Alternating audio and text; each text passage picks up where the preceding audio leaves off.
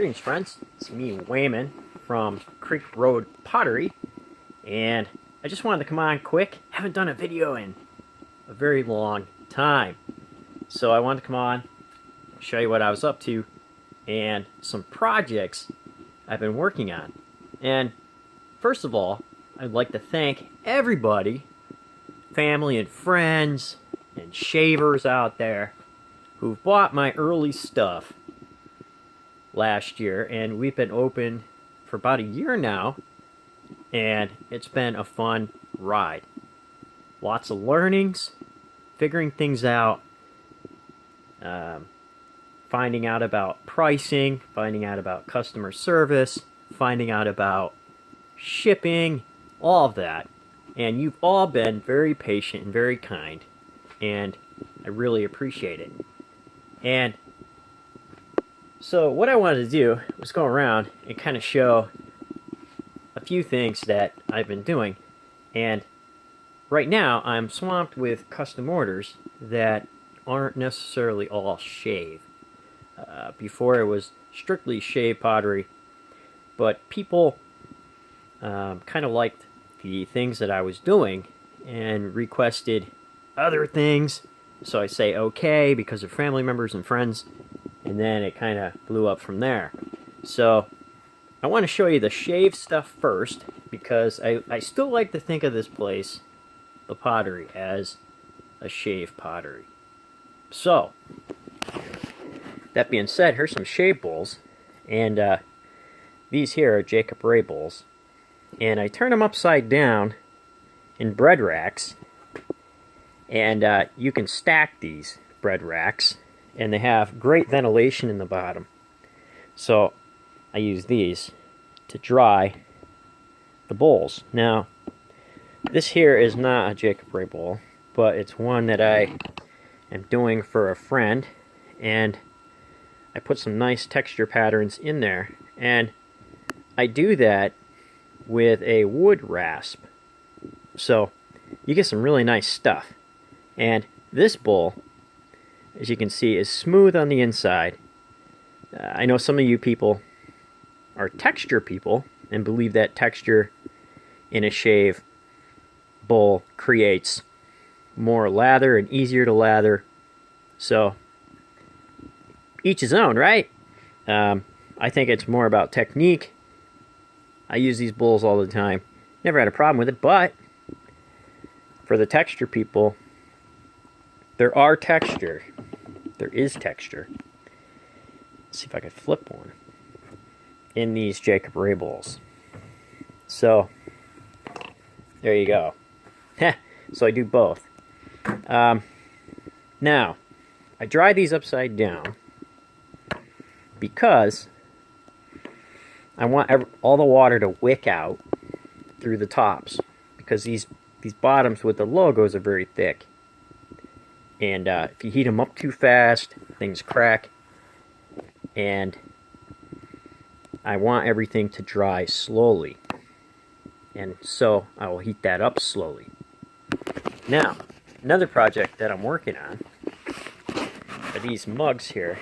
My buddy calls these grenade mugs and grenade cups.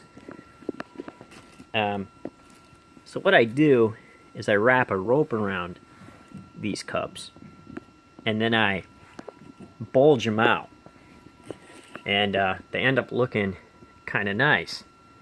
So it gives this nice effect, and when I fire these, I put iron oxide inside the rope area there that you see, that texture it creates, to really bring out that line. And it's a lot of fun. Down here, I have a bowl for a friend, family member. This is done with a wood rasp in here. And I don't trim any of my pots. Trimming is a huge headache for me. And so I try to do all that on the wheel, because it takes less time, rather than reworking everything, flipping everything over, putting feet on everything. When you're throwing 20 or 30 things at a shot. Trimming 20 or 30 things takes that much more time. Some people do. And some people got trimming down to where it's not a problem at all and can burn it right out. But me, I would rather not trim because I use the wood rasp. Just rasp it out, and it puts that gorgeous texture on the inside. And I can use the surface of those pots as a canvas. So, over here, I have some mugs. These I use to put things that might explode in. So I do a few shave brushes. I'll put the shave brushes down in there, and if things explode, then they'll explode inside these throwaway cups. These small things were just things to try out glazes on. Glaze testing that I'm thinking about doing on cups, and things that didn't turn out all that well, I can use to test glaze out on. Now, here's a nice vase I did for a family member, and I don't know if you see this here, but this here is trimmed out with a rasp, and you can see that beautiful texture that gets on that when using that wood rasp. So that's kind of what I've been up to, and next month, yarn bowls. Like, people have been asking for yarn bowls, so I've been researching that. I really have no idea what a good yarn bowl might be,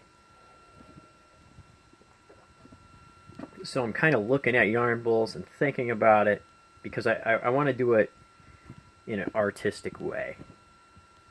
And I could just throw simple yarn bowls, have it done with, but I kind of want to, add something artistic to it. So we'll see how that goes. So until then, thanks for watching, and again, thanks to everyone who purchased bowls and items and some early mugs for me. Man, they were terrible. Now see, that's the good thing about family. Family will take anything. Man, I had some ugly stuff in the beginning, but you all believed in me, and you all still get it out and show it all over social media, that ugly stuff.